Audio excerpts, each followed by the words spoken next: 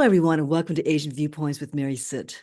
Back in 1949, a young Chinese housewife immigrated from mainland China to Taiwan with her husband and reinvented herself, becoming the Julia Child of Taiwan. In an age when a woman's place was in the home, Fu Pei-Mei launched a career of cookbooks she became a TV star for more than 4 decades.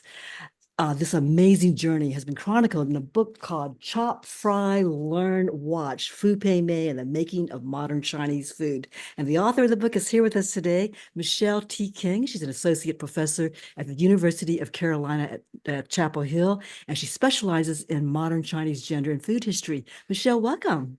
Thank you so much for having me today. So tell me, why did you write a book about this very famous author, Fu Pei-Mei? Well, for one thing, there wasn't a book about her, and I thought, how can there not be a book about this woman? She's pretty amazing. But the real reason is because I grew up with her cookbooks. Her cookbooks traveled to the United States in the suitcases of so many overseas Chinese students from Taiwan, and my parents emigrated here in the 1960s. And although my mom didn't have her cookbooks in her suitcase, her mother, my grandmother, mailed them to her as soon as they were published. And so my mom used those cookbooks when I was growing up to cook all kinds of Chinese dishes, particularly for when we would have guests come over to have dinner at our house. And so and when I was in college and I wanted to learn how to make some Chinese dishes that we'd eaten, growing up or whatever, she was like, "Why don't you try Fu Pei-Mei's cookbooks? That's a good way to get started."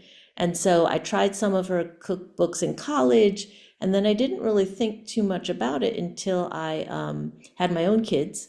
I Mhm. wanted them to eat Chinese food. I wanted to learn how to make some basic Chinese dishes for them.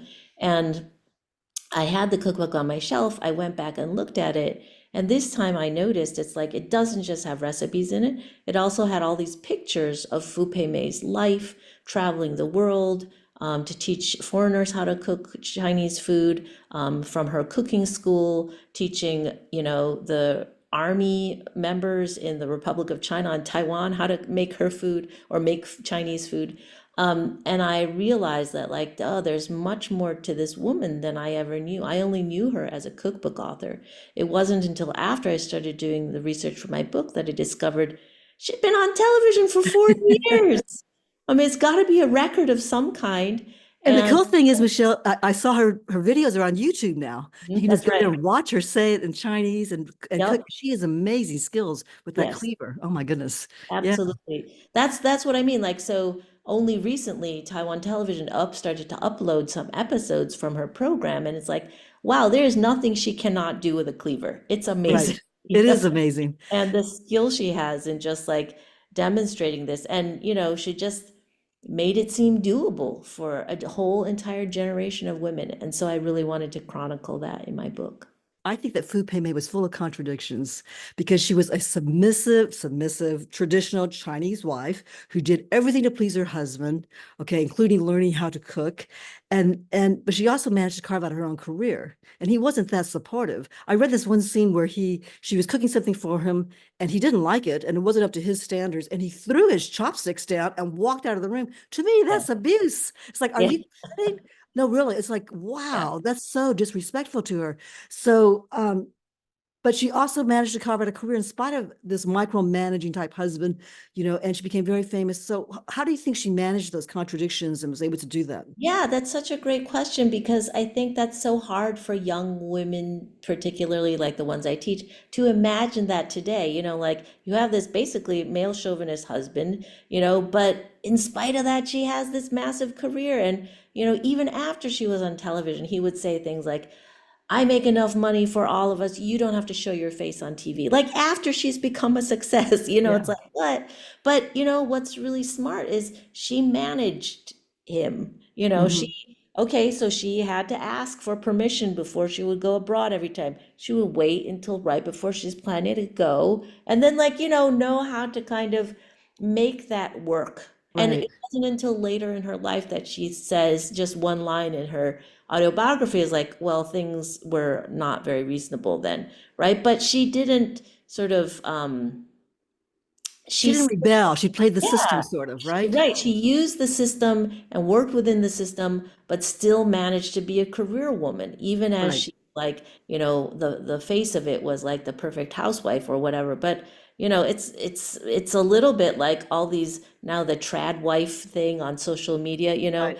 they're saying, "Oh, I'm a traditional wife," but if you have a YouTube business, you actually have a career, right? And that's not traditional. My So, mom used to say the man may be the head of the house, but the yeah. wife is the neck that turns the head.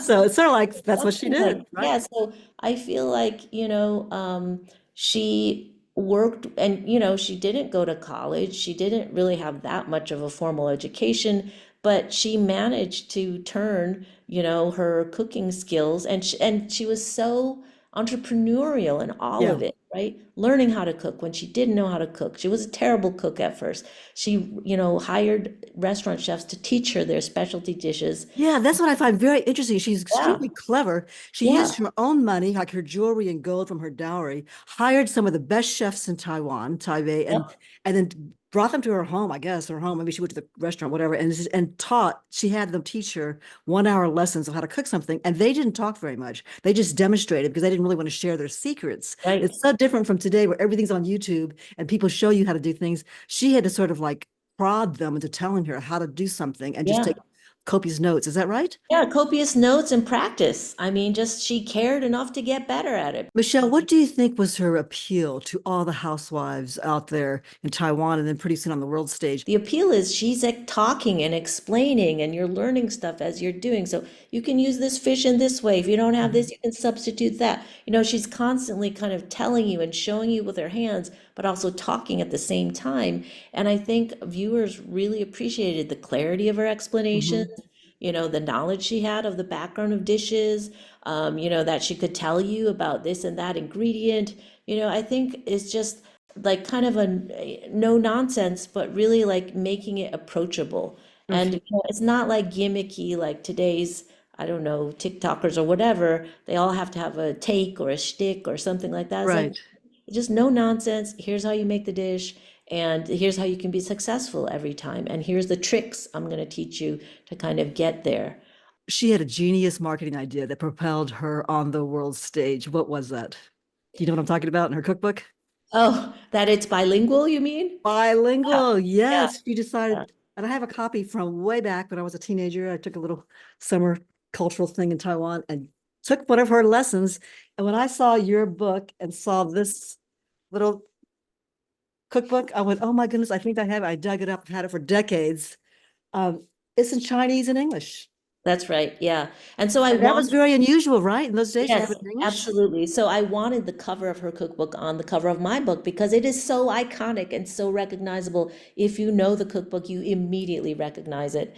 And so, yeah, the thing that made her cookbook so different from all the other cookbooks that were being published in Taiwan at the time is that she's the first one to make it bilingual. And by making it because she had as students American military housewives were some of her cooking class students because America was at the time, kind of the diplomatic, had diplomatic Mhm. relations with Taiwan, not like today. But because of those Americans in her classrooms, and because people were going in large numbers abroad and wanted to, or overseas Chinese, like in the Philippines, who could no longer read Chinese, they all wanted both English, and her domestic audiences wanted Chinese. So by making it bilingual, that is how her cookbook manages to be this ongoing, enduring legacy. And the thing that's amazing is that, again, entrepreneurial spirit, putting in Mhm. full color photos. Again, cookbooks of the time Right, did not have that in Taiwan. She right. was the first to do it, first one to make it bilingual. All of these things made the cookbook something people wanted and wanted to buy. Michelle, how did she use food in international diplomacy? Well, so this is one of the really interesting things is that at the same time that, she's just having her career, Taiwan is going through this major change and a shift in its international status as basically it's pushed out of the UN. Countries begin to not recognize Taiwan diplomatically in favor of mainland China. And here's Fu Pei-Mei going around the world saying, hey, wait a minute, in Taiwan, we have all these great, fantastic people making Chinese food. You have to come visit Taiwan. She's kind of pushing this culinary diplomacy and at that very same moment. Mhm. And it's in that Cold War period in particular, um, um, people in mainland China during the 50s and 60s, they're not worried about cooking fancy dishes from Right. a cookbook, right? They're They're trying to trying to get enough survive. to Yeah. eat, right? Right. They're having political revolution in the form of cultural revolution, and like people just want to eat to survive. It's not about what's the legacies, what are the historical regional specialties or whatever. This wonderful, glorious traditions that had endured for so many centuries really went through this period of nothing, for those decades. And it's people like her in Taiwan who are keeping that alive and sharing it with the rest of the world. So that's a huge credit to her, and what she was doing during those decades of the Cold War. Get your book and read and be inspired by Fu Pei-Mei, and then we can watch her cook on YouTube. And I guess her book is no longer for sale. It's out of print, right? This book, Yes, this that's right. cookbook with It's the out of recipes. print. It's I'm a sure real collector's item now.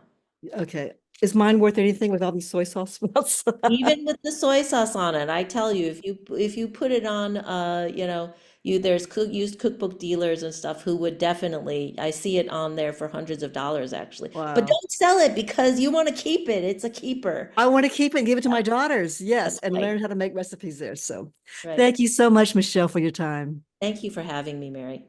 If you've enjoyed this video, please click the like button below and be sure to subscribe to this channel so you'll never miss a show. I'm Mary Sitch. Thanks for watching, and I'll see you again in the next video.